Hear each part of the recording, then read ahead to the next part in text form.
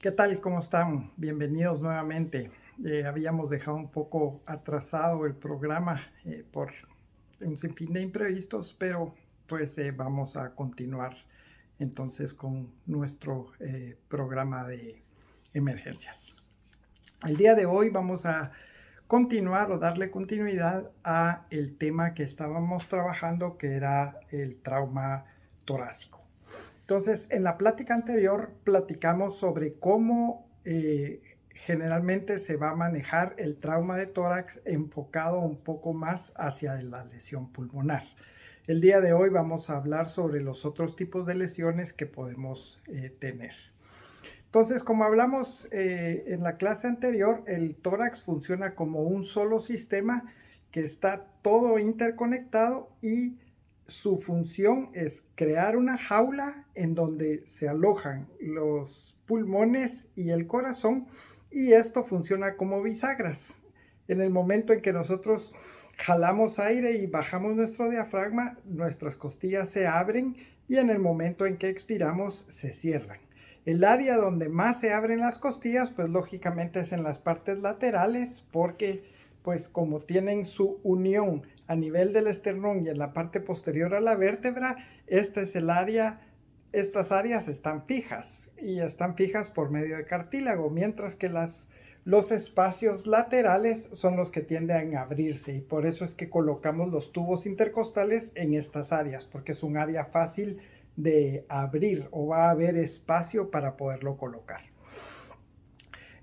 La lesión cardíaca o la contusión que uno pueda tener en la parte frontal del tórax definitivamente es más causado por trauma por desaceleración y posteriormente el golpe dentro del tórax. Anteriormente, antes de que se inventara el sistema de airbags, lógicamente el trauma torácico a nivel external era mucho más frecuente, y esa es una de las razones por las que posteriormente ya salieron los airbags obligatorios.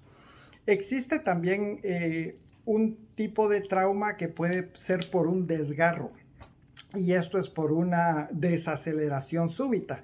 Si nosotros vemos la anatomía, el corazón realmente está colgando de los grandes vasos, y pues también va a tener a atender un movimiento pendular. Si nosotros tenemos una desaceleración abrupta, la parte inferior del corazón va a pegar contra el esternón, y esto puede también causar lesiones, ya sea a nivel de la pared miocárdica que va a pegar contra el esternón, como rasgaduras a nivel de la arteria pulmonar o de la aorta, que son los vasos de mayor calibre que están sosteniendo, por decir así, la masa cardíaca.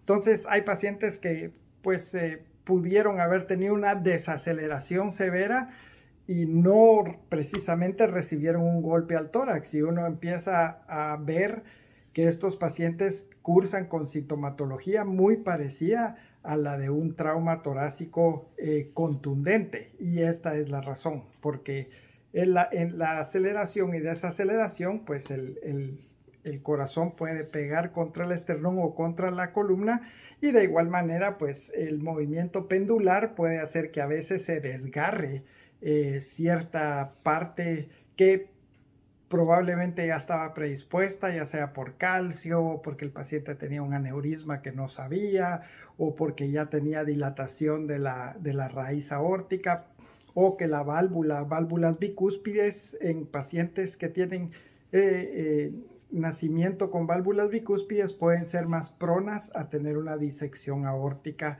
de la parte ascendente. Entonces, estas son cosas que vamos a tener que tomar con mucho cuidado. Generalmente cuando hay un desgarro de la aorta, se va a presentar el cuadro como un taponamiento cardíaco, porque esto va a tender a sangrar y sangra hacia el pericardio, lógicamente. Entonces, toda la sintomatología que vamos a tener de un taponamiento cardíaco. ¿Cuál es la sintomatología del taponamiento cardíaco? Pues para esto existe, Beck, que era un médico, describió su trilogía. y describió que pasaban tres fenómenos cuando se estaba desarrollando un taponamiento cardíaco. Uno, lógicamente, es taquicardia. El otro es hipotensión e hipovolemia.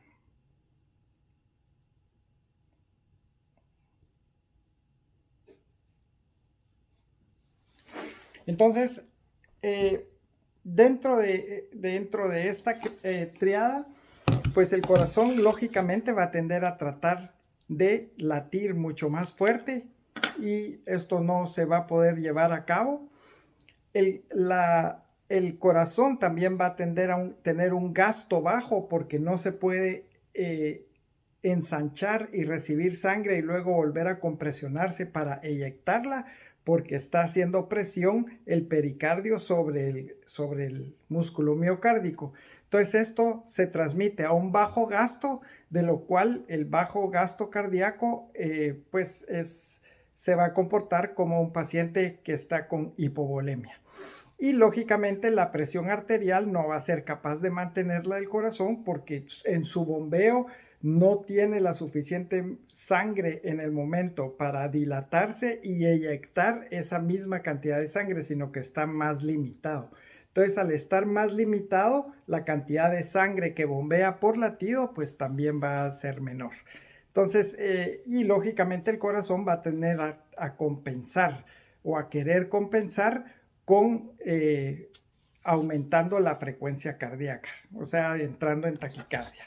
Acá en la triada de Beck, clínicamente esto se puede trasladar a ruidos alejados. Y esto lo vamos a escuchar con nuestro estetoscopio. Generalmente vamos a poner el vamos a poner el diafragma en las diferentes focos que uno puede auscultar y vamos a encontrar que los ruidos se encuentran alejados, que es difícil escuchar el corazón de vuelta, y esto es porque como está metido dentro de una bolsa que está con sangre alrededor del corazón, pues el sonido no se transmite de la misma manera a cuando no hay ningún fluido en medio de nuestro estetoscopio y el corazón.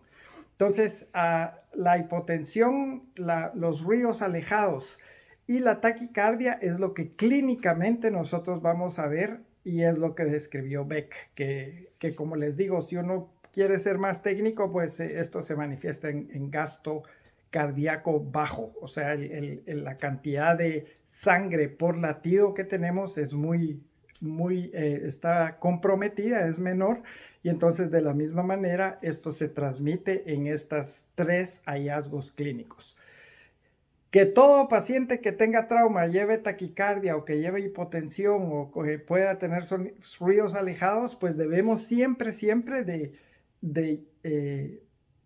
de correlacionar el tipo de trauma que tiene el paciente con los signos y síntomas que encontramos en la evaluación física. De lo contrario, esto pasa únicamente a ser pues como que fuera una receta de cocina, ¿verdad? El paciente tiene esto y esto, entonces Google me dice que lo que tiene es esto. Definitivamente eso no funciona de esa manera. O sea, la forma, todos los pacientes se comportan distintos, todos los pacientes van a desarrollar, pongamos por ejemplo el taponamiento cardíaco en diferentes fases, o sea, algunos van a tener a ser más pronos a hacerlo más tempranamente, hay pacientes que van a desarrollarlo tardíamente o muy insinuosos donde realmente uno tiene que buscar muy bien los signos y síntomas para dar con el diagnóstico. Entonces, cada paciente debemos de individualizar, no tenemos que meter dentro de la misma bolsa a todos los pacientes. ¿Qué otra cosa nos va a dictaminar que el paciente pueda tener una contusión cardíaca? Entonces, lógicamente, en el momento en que el corazón, vamos a poner acá, sufre la injuria, por ejemplo, en esta área, esta pequeña área ya puede ser que no se estimule eléctricamente de la misma manera. Entonces, lo que esto se va a trasladar cuando venga el impulso eléctrico es que nuestro electrocardiograma pueda tener arritmias. Entonces, dentro de las arritmias, pues tenemos que buscar muchas veces el área anatómica donde posiblemente es donde esté la contusión, posteriormente para tratarlo. Pero dentro del ámbito prehospitalario, lo más importante es detectar que el paciente está desarrollando extrasístoles o está entrando en fibrilación auricular o está bigeminando o tiene algún otro tipo de problema y corregir ese problema en lo que lo llevamos hacia el centro asistencial. Y lo principal es que el paciente vaya teniendo los signos vitales lo más parecido a lo normal. Eso es un paciente estabilizado. Estabilizado, cuando hablemos de estabilizado, no es lo mismo hablar del paciente trabajado. Estabilizado quiere decir que llevamos sus signos vitales hacia un rango normal. Eso es estabilización del paciente. Nosotros, podemos tratar a un paciente perfecto y lo llevamos todavía inestable. Eso lo que quiere decir es que todavía no hemos logrado llevar los signos vitales a límites normales. Entonces, aquí es donde hablamos de estabilización o desestabilización de un paciente. Entonces, en estos pacientes, lógicamente, lo que es importante es mantener la presión arterial lo más cercano a lo normal. ¿Y qué es lo que vamos a tratar de hacer? Porque pues no todo el mundo puede en ese momento hacer una ventana pericárdica, cortar el pericardio y drenarlo, que es lo que pues uno hace en emergencia. Pero sí hay ciertas podríamos decir, actitudes que nosotros podemos tomar o ciertos tratamientos que podemos tomar para tener un traslado pues mucho más pegado a lo estable. Entonces, lo primero pues va a ser la posición. Lógicamente, si la posición del cuerpo está en semi-Fuller, entonces el paciente pues va a tender a no tener que estar luchando tanto y lo que estamos haciendo es ayudando a la precarga y poscarga a que no tengan que luchar también contra la gravedad y también la insuflación de los pulmones, pues lógicamente cuando nosotros bajamos el diafragma crea una presión negativa y la presión negativa hace que se expanda lógicamente el pulmón más, pero también jala sangre hacia las venas cava superior e inferior para llenar las cámaras derechas del corazón. Entonces, esto es importantísimo cuando sospechamos un paciente que tenga un taponamiento cardíaco o que esté desarrollando o que simplemente lleve un derrame pericárdico por contusión, el colocarlo en posición semi-Fuller. Y la otra cosa es, vamos a medir su saturación de oxígeno. La saturación de oxígeno, pues lógicamente nos va a ir determinando que también el paciente le está haciendo respirar o oxigenarse.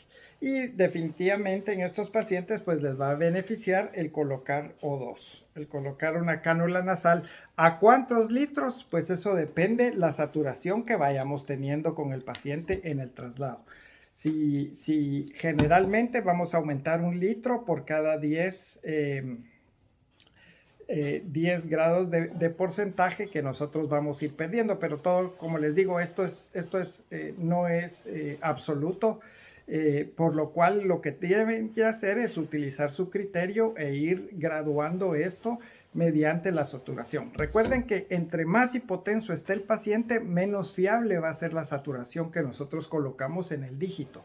Por eso es que nosotros en los hospitales nos guiamos con lo que son gases arteriales, o sea, sacamos gases de la arteria y lo analizamos para ver realmente cuánto contenido de oxígeno tiene, cuánto contenido de dióxido de carbono y cuál es el pH de la sangre. Entonces, como les digo, la saturación de oxígeno es un medio indirecto que nos indica cómo está oxigenando el paciente, pero no es 100% infalible. Debemos siempre de tomar con cautela y correlacionar lo que estamos viendo con el paciente y lo que nos está mostrando el saturador.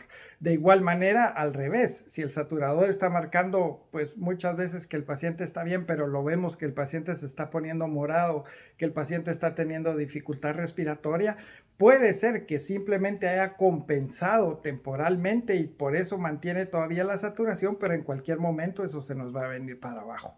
Entonces, estas son las cosas que debemos de adelantarnos y no esperar a que ya el paciente esté entrando en un estado crítico para tomar acciones, sino que tratar de prevenir esas acciones durante nuestro traslado. Lógicamente, el monitor en el traslado hacia el hospital es muy importante. Cuando tenemos o sospechamos de un trauma cardíaco o de un taponamiento o derrame pericárdico. Y lógicamente, durante el traslado, el ir monitorizando nuestra frecuencia cardíaca, pues nos va a ayudar a que el paciente detectemos anteriormente si el paciente tiene demasiados extrasístoles, si tiene arritmias, qué tipo de arritmia tiene y si el paciente pues está empeorando durante nuestro traslado, vamos a ver eso reflejado también en nuestro trazo electrocardiográfico. Generalmente el trazo, como el corazón está dentro de una bolsa llena de sangre, entonces todo esto que está haciendo presión, también cuando nosotros veamos nuestro trazo en el electrocardiograma, vamos a ver que el trazo casi no tiene voltaje. Es un trazo bien pequeño a un trazo, digamos, que veríamos normalmente. Porque, lógicamente, toda esta sangre que hay alrededor hace que no se transmita adecuadamente el impulso eléctrico también hacia los electrodos del electrocardiograma. Entonces, generalmente nosotros empezamos a ver que el trazo se va haciendo bastante pequeño. Entonces, eso ya nos tiene que hacer pensar a nosotros que la clínica correlacionada con lo que estamos viendo en el monitor, ya es muy probable que el paciente sí efectivamente vaya desarrollando un taponamiento cardíaco. ¿Qué otra medida vamos a hacer? Pues por supuesto vamos a tener una línea venosa donde podamos, en dado caso que el paciente estuviera demasiado arrítmico o en dado caso que el paciente requiriera de algún tipo de medicamento o incluso el poner epinefrina o adrenalina sospechando que el paciente pueda llegar a un paro cardiorrespiratorio, pues es vital. El manejar los líquidos en estos pacientes también es importante porque debemos de tratar de levantar la presión arterial y si el corazón, pues por su mismo compromiso, no puede levantarla, pues lo vamos a ayudar en aumentando un poco la volemia y como les digo, en cada respiración que el paciente tenga va a ser una presión negativa intratorácica que va a jalar la sangre hacia el corazón para que éste pueda mejorar la poscarga. ¿Qué habría que hacer en estos casos si uno tuviera el conocimiento? Pues lógicamente por debajo del esternón, donde tenemos el apéndice sifoides, ahí vamos a introducir una jeringa generalmente guiada hacia la tetía del lado izquierdo. Entonces, cuando introducimos hacia el lado derecho, porque el corazón, recuerden que lo tenemos en esta posición.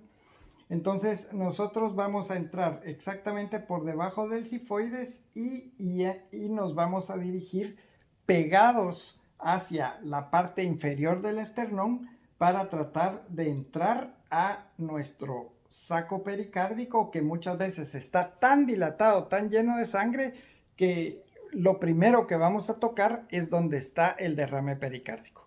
La sangre también que vamos a extraer cuando llegamos al derrame pericárdico generalmente es una sangre oscura, es una sangre que uno nota que no es una sangre activa. ¿Y por qué? Porque esa sangre que está ahí acumulada en el derrame, pues ha perdido la cantidad de oxígeno o ha perdido la oxigenación, entonces se torna una sangre bastante oscura. Entonces ahí es donde uno puede darse cuenta cuando uno introduce la jeringa para hacer la pericardiocentesis, uno lleva todo el tiempo el émbolo retraído para ir haciendo presión negativa, y en el momento en que tocamos se llena automáticamente nuestra jeringa de la sangre que ha estado estática en esta región. Entonces, generalmente esto ayuda temporalmente al derrame pericárdico. Digamos, un paciente que va a ser trasladado de un lugar de guerra, por ejemplo, y donde esta es la única medida que nosotros podemos llegar a utilizar, o un paciente que tuvo un accidente de tránsito en un área pues inhóspita, donde la única forma de llegar a un hospital pues va a requerir a veces de esperar un helicóptero que llegue a hacer la evacuación, o esperar la unidad que va a llevar mucho tiempo en el traslado, pues podemos tratar de ayudar al paciente a crear a liberar un poco la presión que se está ejerciendo sobre el corazón mediante una pericardiocentesis. Lógicamente, el tratamiento final para este derrame pericárdico es lo que se llama una ventana pericárdica, que uno generalmente hace una pequeña incisión por debajo del sifoides. Ahora pues también tenemos la opción de poderlo hacerlo laparoscópicamente, y introducimos acá, hacemos un corte en nuestro pericardio y colocamos después una sonda que vamos a dejar ahí conectada hacia el exterior. Entonces, al cortar el pericardio lo drenamos, dejamos que eso pues se limpie, y muchas veces por la misma presión que está ejerciendo la sangre tanto sobre el corazón, también ejerce la presión sobre donde estaba la fuga de sangre, y esta generalmente se coagula en esa área y para. Entonces lo más importante en ese momento es tratar de evacuar el pericardio de todo este derrame. Entonces lo que uno hace es entra, corta el pericardio, lo aspira y posteriormente introduce un tubo mediastínico que va a dejar y lo va a conectar posteriormente a succión. A una succión baja, una succión de unos 5 centímetros de agua, dependiendo, como les digo, qué es lo que uno encuentra, si hay coágulos o no hay coágulos. Uno generalmente al irrigar bien el pericardio después de drenarlo, pues se cerciora que no hayan quedado coágulos grandes que vayan a bloquear el tubo mediastinal y que no vaya a causar esto mayor problema. En pacientes, por ejemplo, esto es diferente el tipo de ventana pericárdica que uno va a hacer cuando tiene al paciente por trauma, o los pacientes que, por ejemplo, desarrollan derrames pericárdicos por problemas renales o problemas de cáncer. Eso es distinto. En ellos muchas veces hay que dejar un drenaje permanente, y no va a dejar uno todo el tiempo al paciente con un tubo mediastínico. Entonces ahí es donde uno recurre a hacer lo que se llama un drenaje pericardio peritoneal. Entonces es una ventana pericárdica hacia el peritoneo para que drene ahí la cantidad de líquido que se está formando, pero este es líquido inflamatorio, como les digo, ya sea porque el paciente está hipervolémico por problemas renales, o el paciente tiene cáncer, o ha tenido radioterapia que muchas veces inflama el pericardio o inflama las pleuras, y tienen derrames recurrentes. Pero en el caso de trauma, generalmente con la evacuación del pericardio y colocar después una sonda mediastínica o un tubo mediastinal es suficiente para tratar a este paciente. Lógicamente, si el paciente nos entrara en paro cardiorrespiratorio, pues debemos de manejarlo como cualquier otro paro cardiorrespiratorio, y tratar de, pues vamos a tener la prioridad de que si no tenemos trazo, tenemos un flatline, pues vamos a empezar las maniobras de CPR tradicionales hasta que podamos ya tener algún trazo que podamos ya sea o medicar o chocar. Pero eso pues también lo vamos a ver más adelante, de cómo manejar las arritmias cardíacas. Ahorita me estoy basando propiamente en lo que es el derrame pericárdico. Derrame pericárdico y taponamiento cardíaco también son dos términos diferentes. El taponamiento cardíaco es como el grado severo de un derrame pericárdico. A veces pueden ocurrir derrames pericárdicos que no son demasiado grandes o no comprometen demasiado la función dinámica cardíaca. Entonces, en esos pacientes, pues uno puede ser incluso a veces hasta un poco más conservador. Pero los pacientes que están desarrollando taponamiento cardíaco, el taponamiento cardíaco sí es una emergencia. Y esto lo debemos de abordar en tratar de drenar ese pericardio lo antes posible. Y como les digo, esta triada de Beck es la que vamos a ir evaluando clínicamente y ver que el paciente pues no se vaya empeorando, que nuestra presión no vaya descendiendo más y llegar finalmente a un paro cardiorrespiratorio. Otra emergencia que también se nos presenta en el trauma de tórax, que debemos de ponerle mucha atención, es lo que se llama un neumotórax a tensión. El neumotórax a tensión es cuando el aire está entrando y haciendo el fenómeno de válvula. Entonces, cada vez más el paciente, vamos viendo que las estructuras de este lado van empujando completamente a las estructuras contralaterales.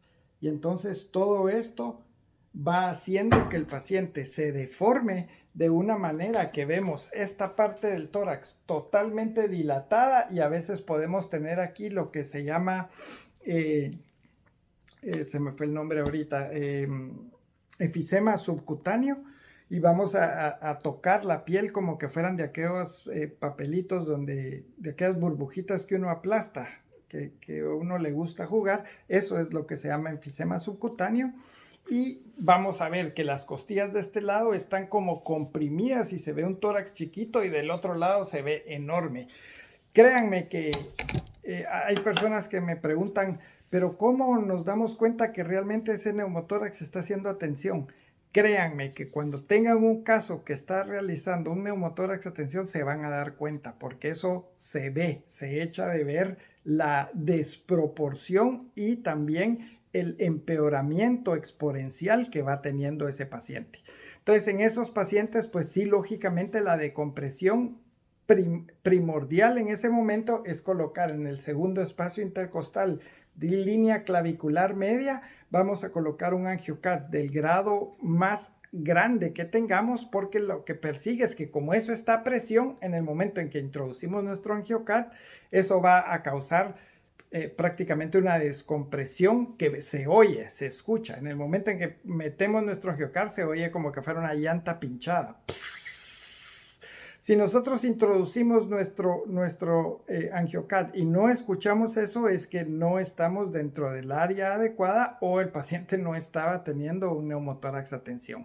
Si es un neumotórax a tensión, siempre vamos a tener la introducción del angiocat y eso va a sonar a llanta pinchada. Hasta que se nivelen las presiones y después de descomprimir un tórax, pues hay que colocarle un tubo intercostal porque el pulmón no va a volver a rebrotar solo con el angiocat. Eso lo que va a hacer es aliviar nada más el neumotórax a tensión, o sea, el tener una válvula de escape a esa gran presión que se está formando. ¿Qué pasa si nosotros a un neumotórax simple, por ejemplo, le hacemos esa maniobra? Bueno, generalmente, pues el paciente ya tiene un neumotórax, probablemente va a requerir un tubo intercostal, entonces realmente no va a pasar mayor cosa. ¿Puede uno hacer el neumotórax un poquito más grande? Puede ser, si uno, pues el neumotórax era pequeño y tiende a no tener el ápice, pero generalmente no vamos a causar un daño mucho mayor. Pero si dejamos de hacer ese procedimiento en un neumotórax a tensión que sí está ahí, sí podemos salvarle la vida al paciente, por lo cual es importantísimo. Si ustedes ven que el paciente tiene toda la clínica, pero no están seguros y el paciente va empeorando y empeorando, hay que hacer el procedimiento porque muy probablemente sí lo requiera.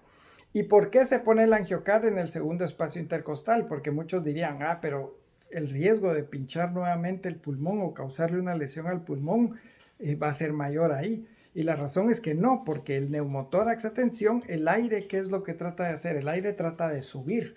Entonces, por eso es que los neumotórax en radiografías, uno donde más los ve es en el ápice. Uno donde más los ve, pongamos que este es el opérculo torácico. Esta es el área donde uno ve los neumotórax, porque el aire tiende a subir, a diferencia de los hemotórax. Cuando tenemos sangre en una radiografía, lo que vemos es un nivel aquí abajo. ¿Por qué? Porque el fluido lógicamente es más denso y tiende a acumularse en la parte inferior. Y si tenemos una radiografía lateral, pues vemos todo el ángulo costodiafragmático y hasta el nivel donde llega nuestro hemotórax. Pero esto, como les digo, ya es una imagen radiológica.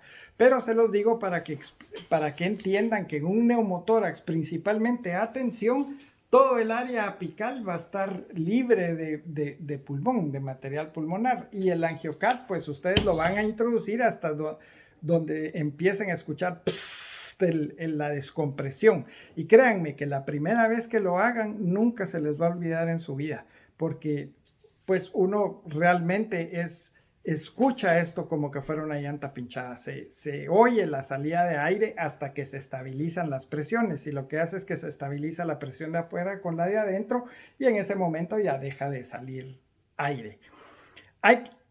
¿Quitamos el angiocat o no para llegar a la emergencia? Realmente, si la decompresión fue súbita y nosotros vemos que el paciente pues tuvo una mejoría significativa, podemos retirarlo, y en caso que volviera nuevamente con la sintomatología, podemos volver a introducir otro en el mismo lugar. ¿Qué pasa si lo dejamos ahí, drenamos y se queda ahí? Pues realmente no pasa mayor cosa de todos modos, porque a ese paciente, como les digo, va a haber que colocarle un tubo intercostal ya en la emergencia. Entonces lo pueden dejar puestos y llegar a la emergencia y pues presentar al paciente con el cuadro clínico de un neumotórax, atención, que hubo necesidad de decomprimirlo mediante la técnica del uso del angiocat.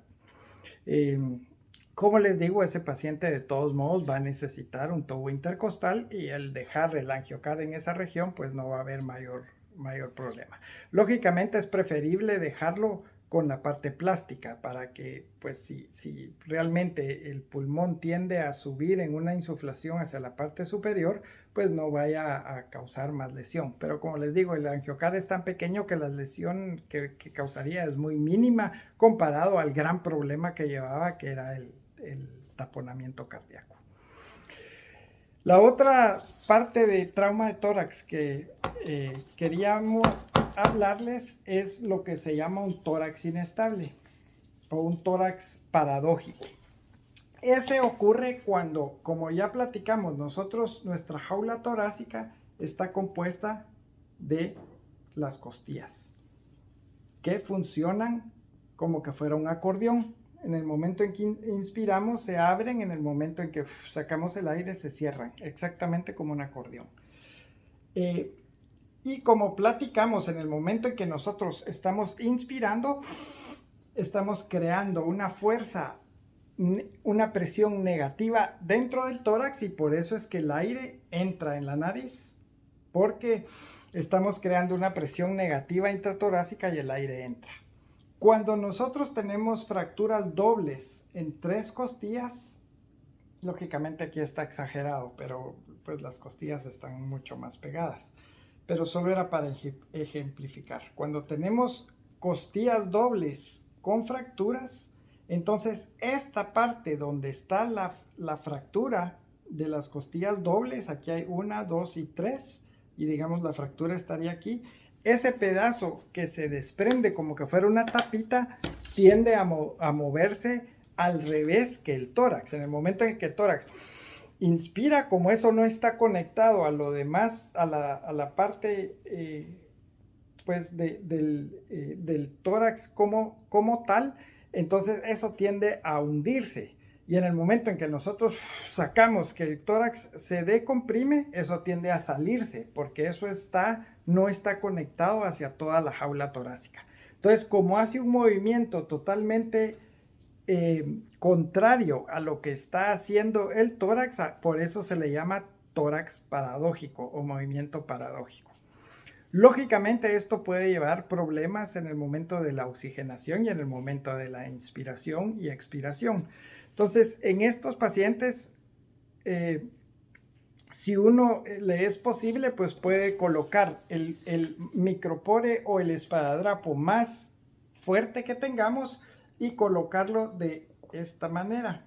Colocar unas 2 o 3 líneas, dependiendo cómo sea, para tratar de evitar este movimiento paradójico.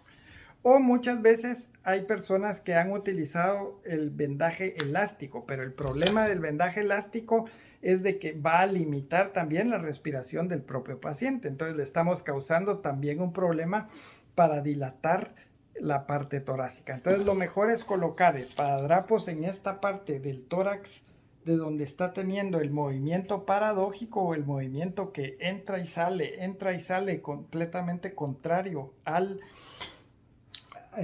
movimiento torácico. Y lógicamente estos pacientes, cuando llegan al hospital, hay que meterlos a sala de operaciones y fijarlos con alambre para que ya esto no esté ocurriendo, este movimiento paradójico. Pero quería explicárselos. Es muy poco común, casi pues no hay muchos casos que los pacientes presenten este tipo de problema, pero las casualidades ocurren. Y puede ser que algunos de ustedes de repente se enfrenten a un paciente que lleva un tórax paradójico. Entonces, el mejor manejo es colocar o tratar con un micropore de fijar esa área. Por supuesto, no lo vamos a completamente estabilizar de esa forma, pero por lo menos vamos a ayudar a ese movimiento paradójico y a que el tórax siga expandiéndose y contrayéndose como un todo, como un acordeón que está bien controlado. Si no, de lo contrario, es como que tuviéramos una parte de ese acordeón rota. En el momento en que nosotros cerramos el acordeón, esa cosa sale, y en el momento en que jalamos el acordeón, eso se mete. Entonces, por eso es ese movimiento paradójico que uno pueda tener.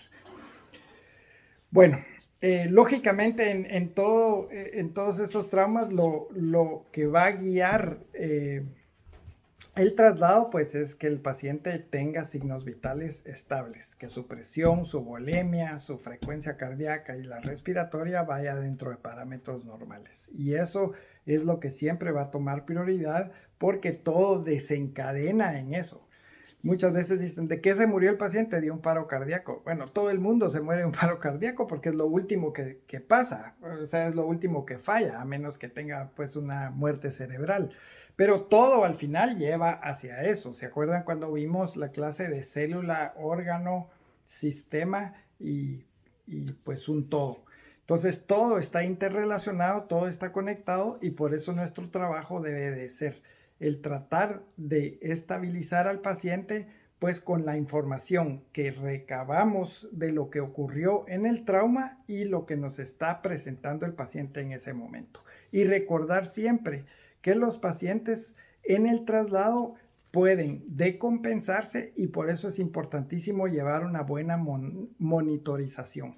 Hay personas que pues, si el paciente viene tranquilo, súbanlo, lo acuestan y en el momento ya nunca más le vuelven a tomar los signos vitales y el paciente entra casi que en paro cardiorrespiratorio a la emergencia. Entonces eso es algo muy muy importante que nunca debemos de perder. El monitorizar adecuadamente a nuestro paciente y el utilizar todas las herramientas que tenemos para la monitorización, el signomagnómetro, monitores, oxímetros, todo el equipo de soporte que nosotros podemos llevar o que pues tenemos acceso a, porque no todo el mundo tiene acceso a eso. Entonces, dentro de nuestros recursos limitados, hacer el mejor uso de eso. Muchísimas gracias entonces y primero Dios nos vemos para la próxima clase. Un gran abrazo a todos.